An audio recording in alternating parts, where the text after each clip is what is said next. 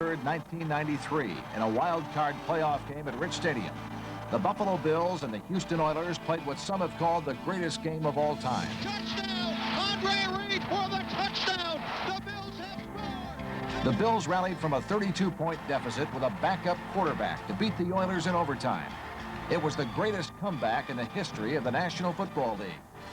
Due to the NFL blackout rule, the game was not televised locally. To throw, has time, throws, and it is caught for the touchdown.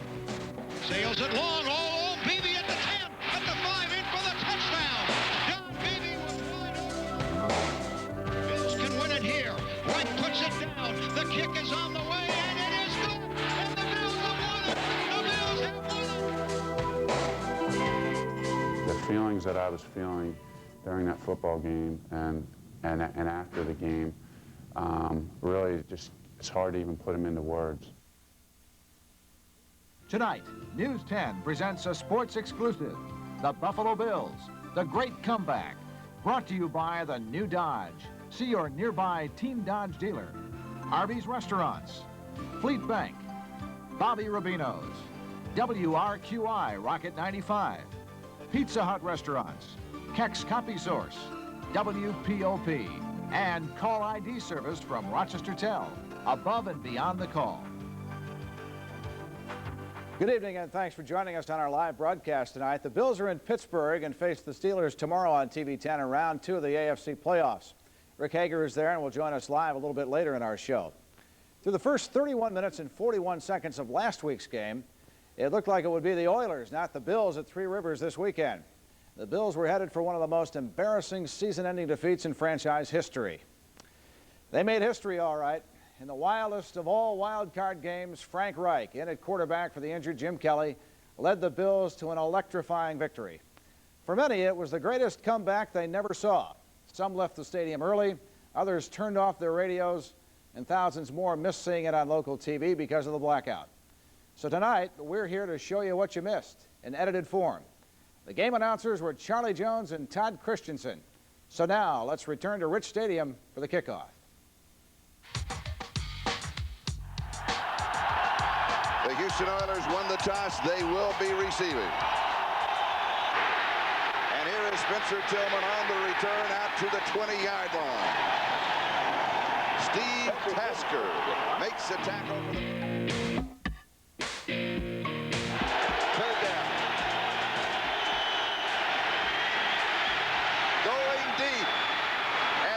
Jeffries holds on to it with double coverage. He's hit by Kelso and Odoms, 31 yards. The Oilers in Bills territory. First down, Buffalo, 35-yard line. Here's White on the draw again, 20, 15. He's got the first down. Taking Buffalo Bill defensive secondary, Kurt Schultz and Nate Odoms with him. Low at the 3-yard line of Buffalo. Oilers started at their own 20. Let me also say so much for Warren Moon being rested. Moon to throw. Little pump fake, comes back, bites the time, throws into the end zone. Touchdown for Houston. Haywood Jeffries. Warren Moon made that play totally. The idea was to run a flat route to Lorenzo White. They had the wide receivers cutting inside, trying to shield the people from coming to him, but that wasn't open. And taking more than 9 minutes off of the clock in the opening drive. 80 yards on the drive in 14 plays. Thurman Thomas for the Buffalo Bills. He will be their main man today, no question about it. Frank Reich is the quarterback, and he gives immediately to Thurman Thomas, and he is to the 50-yard line. 3rd and 4, very making. Reich is good protected, throws, pass is complete. Andre Reed. Marcus Robertson with the tackle, a gain of 17. First down, Buffalo. In this drive, they have converted twice on 3rd down. 8th play of the drive for Buffalo. Started at their own 44-yard line after the return of Kenneth Davis.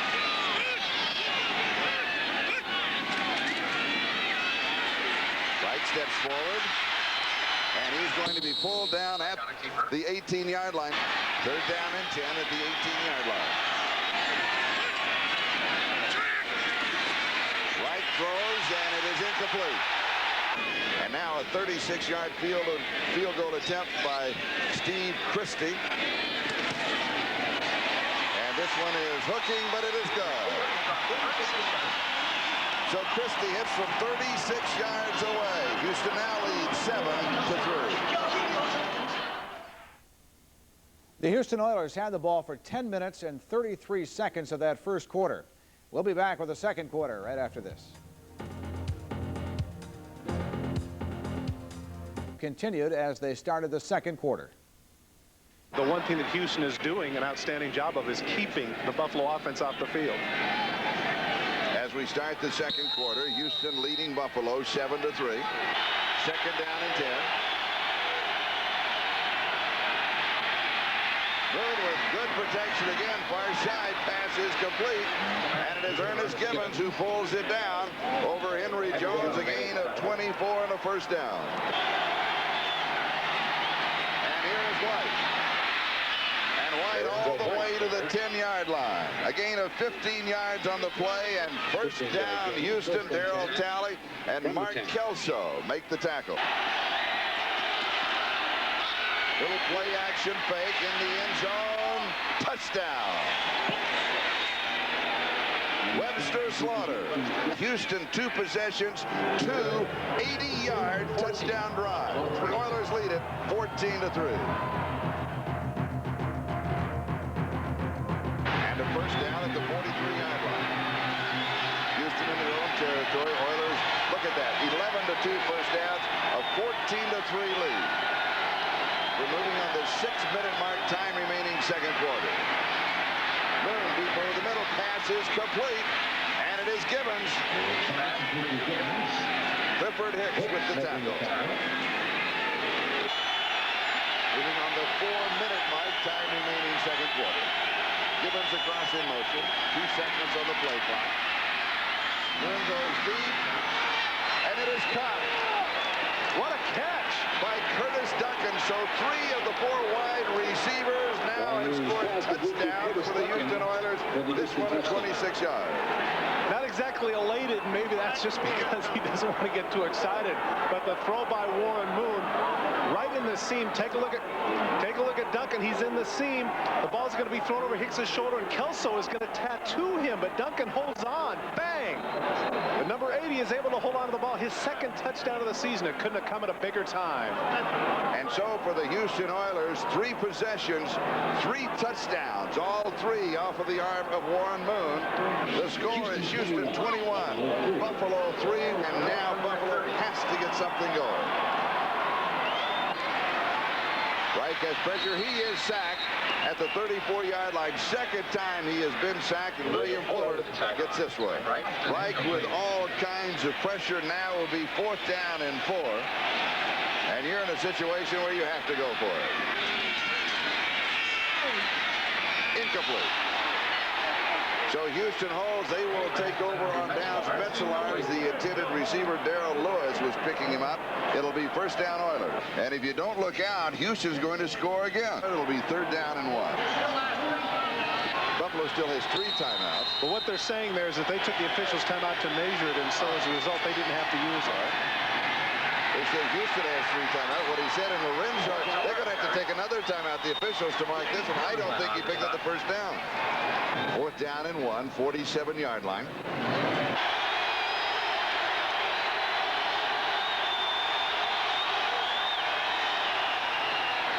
Warren Moon with a bit of a head bob pulled a defensive lineman off, and let's see how they call it. And Warren did it to him. Encroachment, number 91 on the defense, 5 yards, first down. And Warren pulled him. He did. He bobbed the head.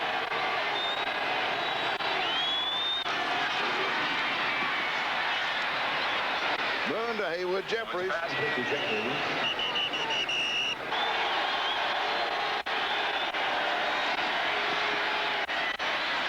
Moon goes deep. Touchdown, Houston. Haywood Jeffries with his 2nd touchdown of the game. And Warren Moon has thrown for 4 touchdowns in the first half. You can paint the first half Columbia blue for the Houston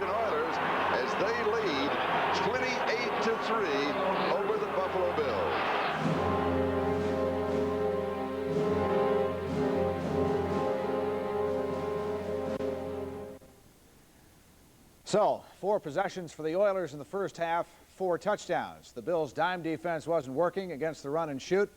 The Oilers were controlling the clock and controlling the game, and the stats certainly showed the difference. They had outgained the Bills on the ground and through the air. Total yardage was 284 to 79. A week earlier, the Bills had lost in Houston 27-3. It was already 28-3 with an entire half to play. We'll be back with that amazing second half comeback in just a moment. Grand Caravan. That's 25 extra cubic feet of... Several big decisions. First, he decided to get out of the dime defense and get back to basics with his talented linebackers. Second, he decided to stick with quarterback Frank Reich. And third, he decided he would go for an onside kick right away if the Bills could get that first touchdown. But they were going to have to do it now without Thurman Thomas. He was out with a hip pointer. And it got worse before it got better. Let's rejoin Charlie Jones and Todd Christensen for the third quarter. Opening drive, second half. Oilers up 28-3. Right goes far side. This is intercepted. And down the far sideline is Bubba McDowell. And he will score. And Houston moves out in front now 34-3.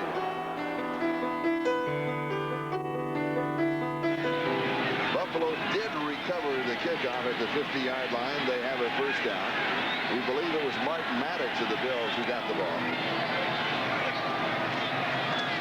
Right back to throw.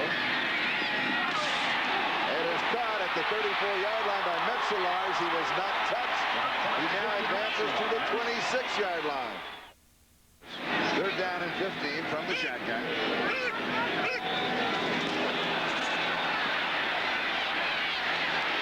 This pass is caught by Reed. He is decked immediately, but he caught it at the 15-yard line, and that can well be a first down.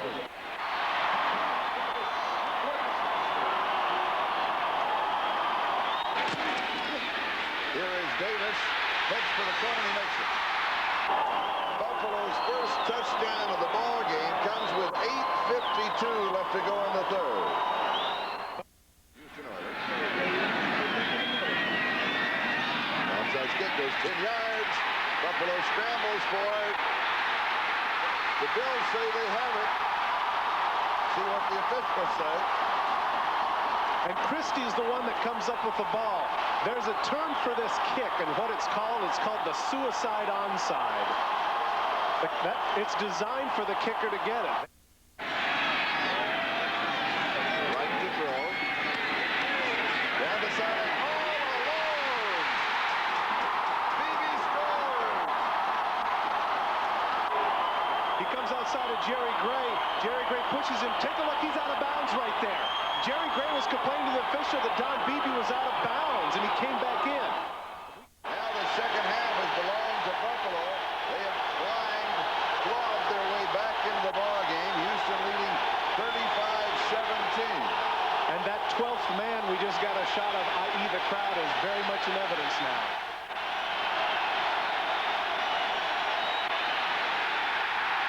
Lorenzo White is dropped in his tracks by Phil Hansen. It'll be 3rd and 7. 6:20 left, third quarter.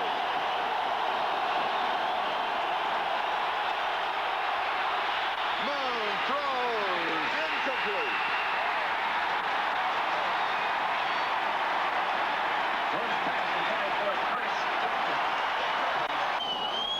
Thurman Thomas could well be bothered again by that hip pointer that he suffered last week. We'll try and get an official report for you.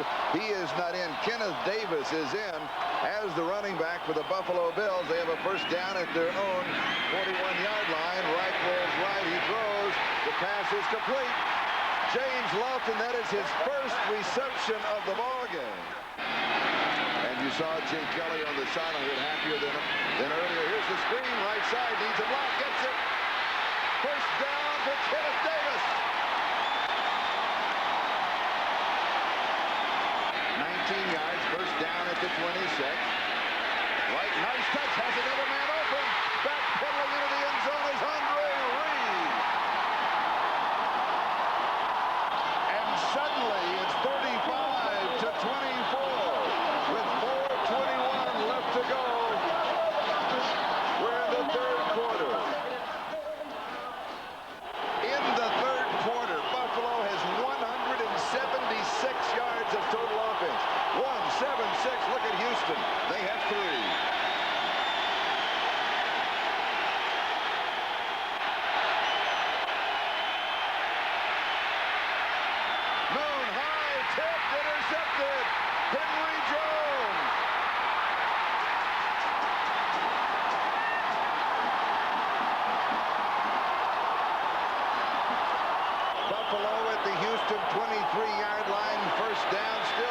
1:35 left to go in the third. Kenneth Davis.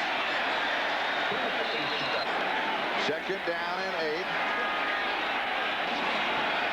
And here's Davis on the right side. And he'll have a couple more yards to the 18-yard line. Third down and 5.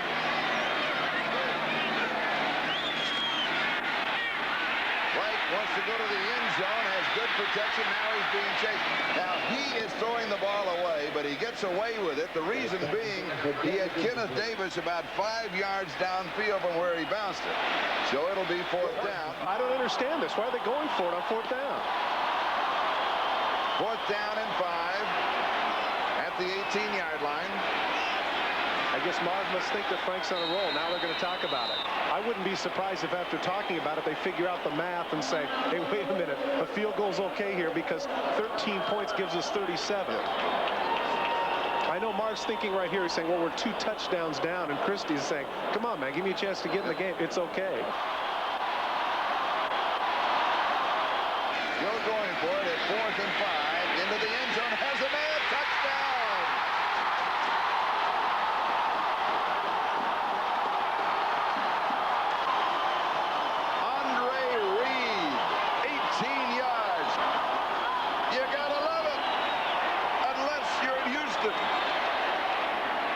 The margin is 35-31. Houston still leads, but barely. 2 minutes left. Third quarter.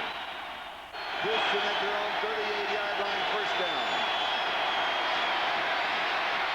No, ball is loose. Houston recovers it. Again, it was Darryl Talley creating havoc in the backfield of the Oilers. Third down, 20.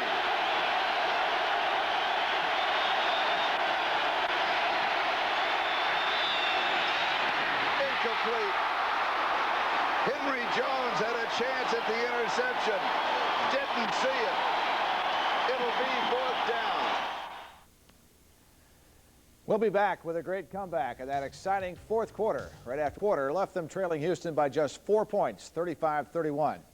After forcing the Bills to punt on their first series of the fourth quarter, Houston took over at its own 10-yard line and drove into Bills territory. The defense knew it couldn't afford to give up another touchdown now. They needed to get the ball back for Frank Reich. So let's pick up the fourth quarter. As we mentioned the body language, you can see that the Houston Oilers have that look on their face of what's going on. Houston up by 4, 35-31, 10:48 left to go in the fourth.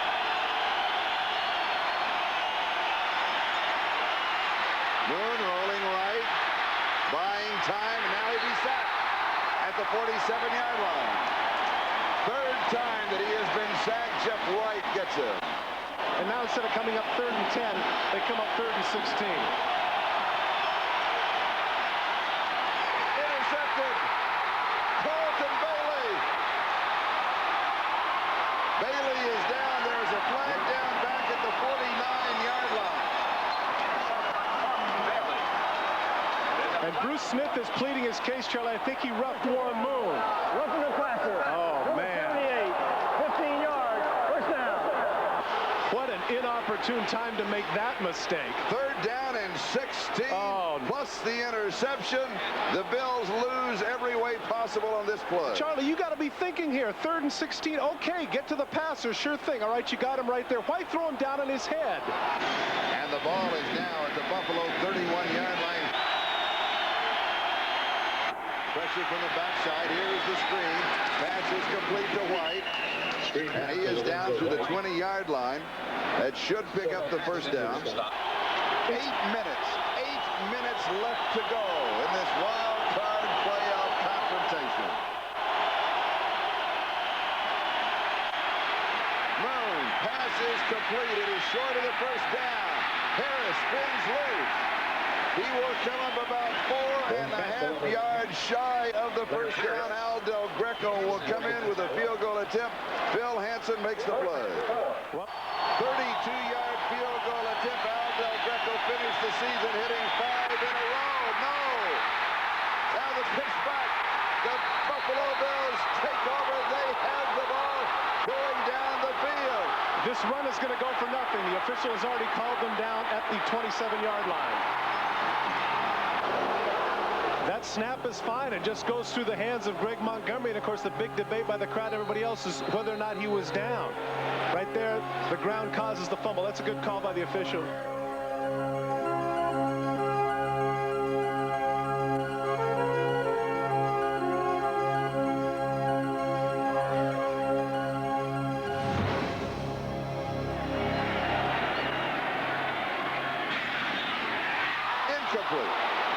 Beebe had his hands on it, just couldn't quite pull it in.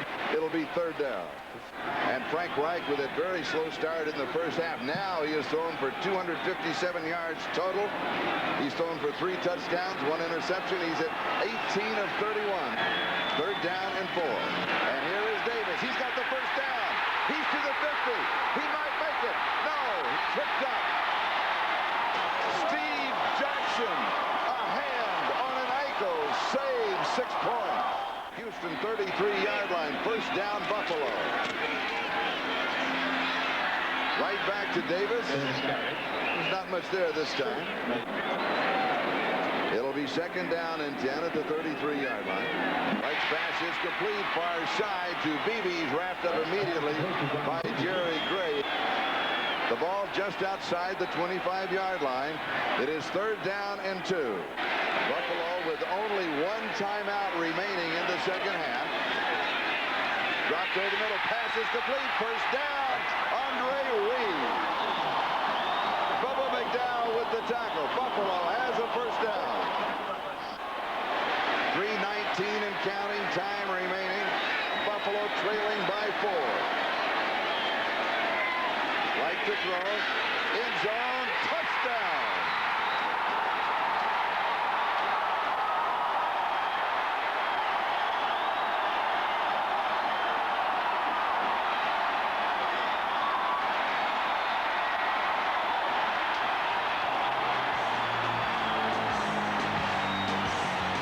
Buffalo 38, Houston 35. You're witnessing one of the greatest comebacks in the history of the National Football League.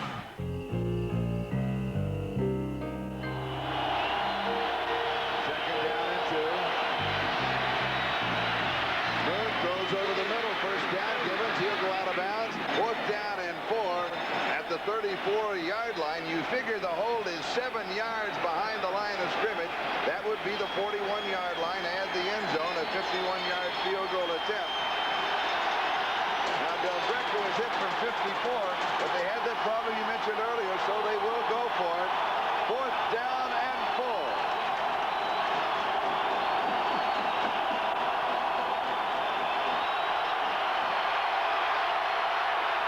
It's there. Slaughter to the 16-yard line. It would be total surprise if they went with the drop play 3rd and 5. And even if they get the first down, they tackle them the field of play, they can use the timeout. I'll tell you what I like. I like the field goal attempt here on 3rd down in case you bobble the snap and you got a second chance at it. Not with 43 seconds left. Moon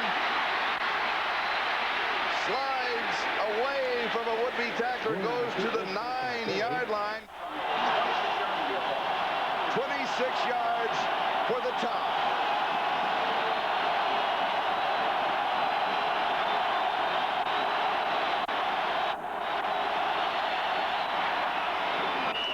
And it is good from 26 yards away.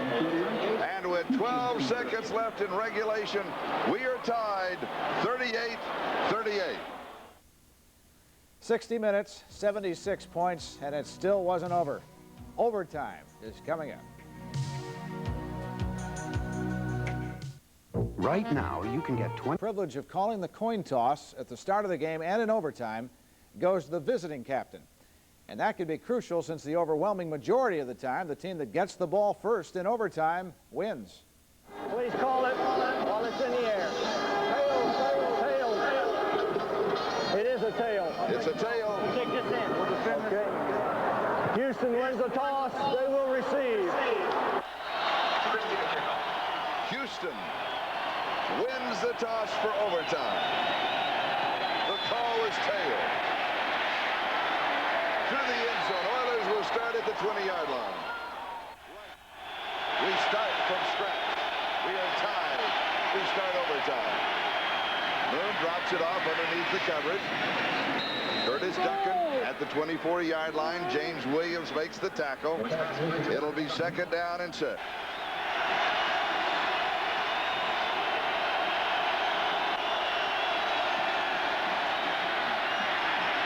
Moon again underneath the coverage, and again it is Duncan. You come to a game like this, there are so many big plays. Here is still one more for the Houston Oilers.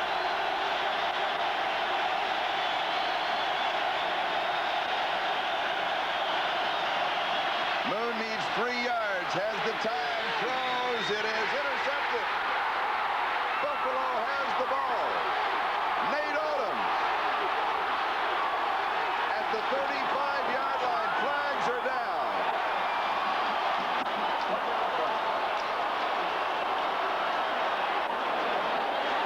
At the end of the run, we have a personal foul. Tackling by the face mask. From the end of the run, first down. Moon is actually trying to throw underneath right there to Givens. And Givens was absolutely manhandled, and they were able to get away with it. Darryl Talley held Givens and got away with it. Odoms comes up with the interception, and now it's a 15-yard face mask, and Buffalo is going to set up shop at the 20-yard line. First down, 20-yard line of Houston. Well, this is very interesting. I mean, how close do they have to get? Right now it's about a 37-yarder. Davis to the 19-yard line. Steve Christie, he is hit from 54 yards away. The Bills just trying to get as close as they can. Kenneth Davis again. And now on 3rd down, in case there's a miscue on the snap, they will go for the field goal on 3rd down. This is to advance in the playoffs to Pittsburgh. It will be a 31-yard field goal attempt. And Houston will take a timeout to try and ice the kicker, Steve Christie. They're going to set it at the 22. An attempt of 32 yards for the win. Only 50% this season from between 30 and 40, as you saw. It is right down the middle.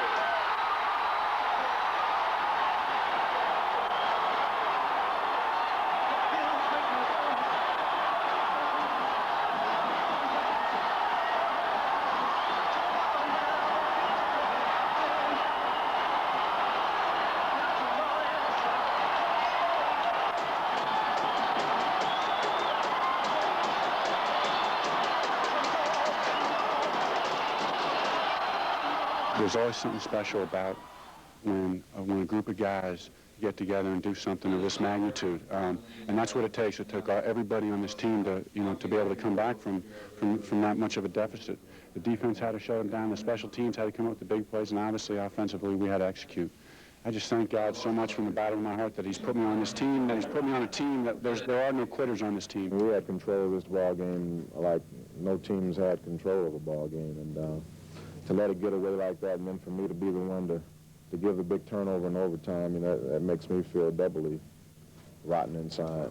They told us at halftime it's going to be a gut check. If you're going to win this game or even have a chance to win this game, you're going to have to dig deep down inside like you've never done before. And I'm telling you, me too, I about passed out on sidelines trying to get off the field one time because I couldn't get enough air in. And, that's what it took to win this game today. Without Jim Kelly, without Cornelius Bennett, and in the end, without Thurman Thomas, the Bills defined every cliche about the tough getting going, about winners never quitting, about heart and determination. The second half stats showed nearly a complete turnaround from the first half, with the Bills outgaining the Oilers rushing, passing, in total yards, and of course in points. Coming up next, we'll look at the great comeback through the eyes of quarterback Frank Reich. And later, we'll preview tomorrow's game with the Pittsburgh Steelers. The Bills and the Steelers met once before in the playoffs. That was 1974. O.J. Simpson and the Bills took a 7-3 lead in the first, but the Steelers exploded for 4 touchdowns in the second quarter to bury the young Buffalo Bills. Terry Bradshaw threw 1 touchdown, and Franco Harris ran for 3 other scores. There was no comeback on this day. 32-14 was the final. 31-0 to Miami. Reich led Maryland to 6 straight scoring drives in the second half. Reich finished with 3 touchdowns and 260 yards passing as Maryland beat Miami 42-40 in what is still college football's greatest comeback. Frank Reich is now 5-0 as a starter for the Bills in games that matter. He's a devoted Christian who finds strength through his faith. And the Bills certainly have faith in his quiet leadership. We asked him to relive the great comeback earlier this week. And here we go. The Bills and the Oilers. It's playoff time at Rich Stadium. The crowd has started its crescendo. It was amazing. You know, going into the game in a playoff mode where the loser goes home, there's a lot of pressure. But I really felt a lot of encouragement from the fans and from the people in the community, just real supportive. And that just helps, it helps ease a lot of the tension that you have going in, to feel like the crowd's behind you. And even in the game, it was just amazing to me how when we got down by quite a few points, I really still thought the crowd was still with us. Reich drops back in the pocket, throws, and incomplete, and intercepted and taken away by the Oilers. Down the left sideline goes Bubba McDowell, and McDowell runs into the end zone for the touchdown. And the Oilers are just gushing with points here, leading now 35-3. You're so conditioned, and we're so conditioned as athletes to play to the final whistle. Even when you're losing 35-3, I know as a quarterback, when I'm out there in the field, no matter what the score is, every play, you got to play as hard as you can, or you're really just going to get embarrassed. And I think that's kind of what our thought was let's not get embarrassed like we are. Let's make it respectable at least, and go out and start putting some points on the board and start giving our fans something to cheer about. So I don't think the thoughts were like the game's over. I think it was, let's just make it respectable, and then before you know it, things turned around. Rolls out, throws, down there is Reed at the 5, in for the touchdown. Andre Reed has scored. And now the Bills are back in this game. 26 yards. Has this game swung like a tidal wave? I think it clicked in for me when the score got to be 35-24. It was late in the third quarter. We had just scored. You know, you look up at the clock, and I mean, we still got over a quarter of football to play, and we were only down by 11 points, and it was pretty hard to believe. But I think at that point I thought, hey, let's turn this respectability into a win, and I think that was pretty much the consensus as I talked to some of the other players after the game, that was the magic score as far as when it got to be 35-24. I think where everyone said we can win this game. 32-yard field goal, and maybe the impossible dream, the impossible comeback by the Bills. Adam Lingner ready to snap it back. It's 38-all. Bills can win it here. Reich puts it down. The kick is on the way, and it is good. And the Bills have won it. The Bills have won it. The Bills have won it. They won it 41-38. When Steve made the kick to win the game, you know, I just kind of almost went numb. And as I remember Don Beebe running out to me on the field and giving me a big hug, and I almost felt like I passed out. It was like my legs got weak, and I just kind of fell down, and some tears came to my eyes. And I remember when I came into the locker room after the game, you know, we always say a prayer, a team prayer, the whole team together. We always say the Our Father. And I really couldn't even say it because I was in tears, and it was so emotional for me. And you know, it meant an awful lot in a lot of different ways in my life. And so it was just a very emotional time for me. Frank wound up 21 of 34 for 289 yards, easily his best day as a Buffalo Bill. Next, we'll go to Pittsburgh, where Rick Hager is standing by for a live report on tomorrow's game. The Bills are going to have to stop the AFC's top rusher, Barry Foster, who ran for 1,690 yards this year.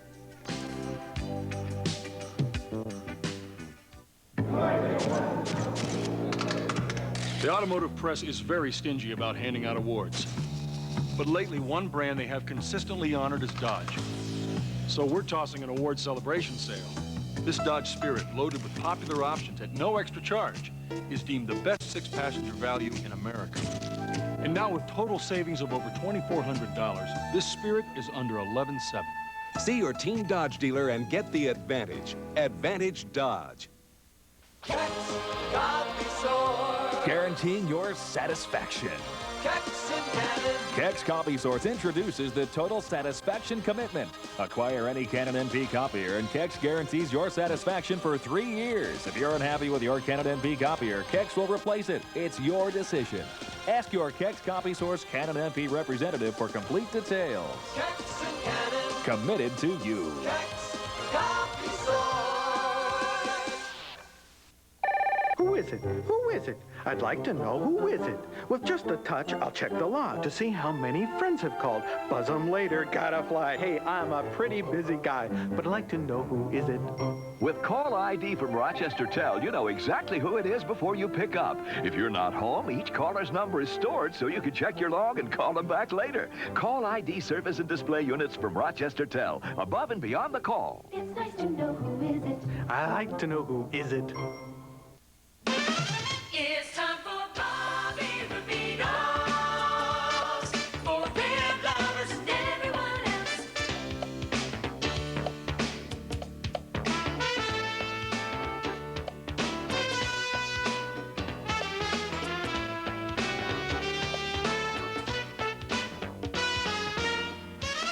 It's time for Bobby Rubino's.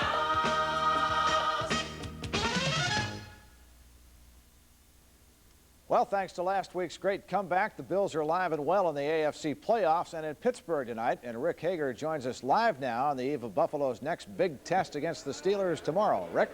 All right, thanks, Rich. We are standing by live here at the Green Tree Marriott, the place where the Bills will stay tonight, and many of their fans, including plenty from Rochester. The Bills are holding their final team meeting right now. Then there's an 11 o'clock curfew before tomorrow's big game with the Steelers. Now, the Buffalo Bills arrived at their hotel late this afternoon. They took a bus over from the airport. Buffalo and Pittsburgh met during the regular season. The Bills won that game 28-20. Tomorrow they meet for a trip to the AFC Championship game, and the Bills try to regain their focus after a very emotional week. We're going to look at it in a positive aspect. That game took a lot out of us, and somehow or another we have to rejuvenate even more energy this week than we had last week, because this football team is scary. The Pittsburgh Steelers, they're at home. They're going to have the 12th man on their side, so we have to do everything in our power to make sure that we don't make mistakes and very limited mental errors. One player the Bills will have to concentrate on is Barry Foster, the AFC's leading rusher. The Steelers were the second best running team in the conference. This is a team that they don't try to hide what they're going to do. They're going to run the ball, so it'll be a heck of a challenge for us. We've got to shut down the run, and Barry Foster, you know, it's going to be a total team effort. And defensively, we've got to stop their run, their play action pass, and maybe make them one-dimensional, and then we can go to work. The Steelers' defense hasn't dominated. They ranked 8th in the AFC, but they're quick, aggressive, and led the league with 43 takeaways. I think that's going to be one of the keys for us, is that the game will be, I'm sure the game will be a struggle, and they got the type of team, they've caused more fumbles than any other team in the NFL. And we're going to have to be able to overcome those series or two that maybe they make us look bad, and not get down on ourselves and just stay up and just keep pressing on and be persistent in what we're doing. Now, the Steelers were the Central Division champs, and tomorrow's game will be the first playoff game at home for the Steelers in 10 years. In fact, exactly 10 years ago, it was January 9th, 1983, when the Steelers lost to San Diego by the final score of 31-28. Now the playoffs return to the Steel City, and Pittsburgh will have quarterback Neil O'Donnell back for the first time in 3 games. He was out with a broken bone in his leg and hasn't seen game action in about a month. Hopefully there won't be a factor. I'm not looking at that in no means. I'm going to go out there and execute the plays to my best ability. I'm not thinking that I haven't played in 3-4 weeks. I've been staying after it. I've been right next to Bubby when he's been in there following the reads and everything, so I'm not worrying about that at all. And O'Donnell, like the Bills' Frank Reich, is a Maryland grad. The Bills, as we've seen again tonight, just played in the greatest comeback ever in the NFL. But 20 years ago, the Steelers made what might be the greatest one-play comeback ever in NFL history. The Steelers trailed Oakland 10-6 in the AFC playoffs in 1972. With Pittsburgh just about out of time and plays, Terry Bradshaw threw long. John Frenchie Fuqua and Oakland's Jack Tatum collided. A rookie named Franco Harris grabbed the deflection and ran into the end zone to finish what is known as the Immaculate Reception. The Steelers won that game 13-10 in the first playoff game ever at Three Rivers Stadium. So we are here at the Green Tree Marriott where the Buffalo Bills are staying and getting ready for what hopefully will be a win for them. They're thinking that, and the Steelers obviously want to get their first win and their first playoff game back here in Three Rivers in 10 years. I'm Rick Hager reporting live in Pittsburgh. Rich? And the Bills are healthy, of course, all except for Jim Kelly. You got a pick for tomorrow, Rick? Man, that's a tough one, Rich. It's going to be tough to see how they come back after that emotional win over the Houston Oilers. I got to believe the Bills can do it, though. They certainly showed a lot of character last week, and this team is driven. They've won every time they've had to this year on the road against big teams like the Saints and the 49ers. So I'll take the Bills in a very close ball game, though. I think you're right. I'm going to go with momentum and experience, 21-17 Buffalo. Thanks, Rick. Rick Hager reporting live tonight from Pittsburgh, and when we come back, one more tribute to the Bills' great comeback through the music of Eric Clapton. And we'll also look back at some other great comebacks in Bills history. Headed for the end zone, and it is caught for a touchdown! Caught for a touchdown! I don't believe it! Caught for a touchdown! By Bobby Rubino's, by WRQI Rocket 95, Pizza Hut Restaurants, Keck's Copy Source, WPOP, and Call ID service from Rochester Tel, above and beyond the call. Sunday's comeback against the Houston Oilers is now in the NFL record book, but the Bills have had some other great comebacks in their history. See if you remember any of these. September 10th, 1967, kicker Mike Mercer capped a 20-point fourth quarter rally with a 43-yard field goal in the final seconds to beat the Jets 20-17. In September 1974, on a Monday nighter, Joe Ferguson led the Bills to a pair of touchdowns in the final 2 minutes to beat Oakland. Fergie hit a Madra shot for the game winner with 26 seconds left, as Buffalo pulled out a 21-20 victory over the Raiders. It was Fergie again in November of 1981 against New England. The Bills went 73 yards in only 35 seconds with 2 plays. And the winner was Fergie's memorable Hail Mary that was deflected to running back Roland Hooks as the Bills won 20-17. In 1987, the Bills rallied from a 21-0 deficit. Scott Norwood's 27-yard field goal in overtime at Joe Robbie Stadium lifted the Bills over Miami 34-31. And 2 years later, Buffalo shocked the Dolphins at Joe Robbie again. Jim Kelly called his own number, diving into the end zone on the final play of the game, as Buffalo beat Miami 27-24 in 1989. Later that season, Frank Reich led a Monday night rally against the LA Rams. A TD pass to Andre Reed with 16 seconds left gave Buffalo a 23-20 win. And on September 30th, 1990, the Bills scored 21 points in 77 seconds to beat Denver. Nate Odoms blocked a Broncos field goal attempt, and Cornelius Bennett raced 80 yards to ignite a 29-28 victory. Well, we can't guarantee a great comeback tomorrow, but we can guarantee you that it will be on television tomorrow here on TV 10 at 12:30. There are times in your life when you remember where you were during major events, both thrilling and tragic. When Neil Armstrong walked on the moon, when JFK was shot, when the U.S. hockey team won the gold. Thousands of Bills fans will remember where they were during the great comeback against the Houston Oilers. And we want to thank you for being with us tonight to relive last week's game, a game that was a tribute to old-fashioned pride, faith, and determination. We leave you tonight with something from photographer Todd Hayes that captures the spirit of the red, white, and blue, the Buffalo Bills. From all of us at News 10, thanks for being with us. Good night. A lot of times in that football game, I think a lot of football teams would have buckled under and said, let's wait till next year, but this football team didn't.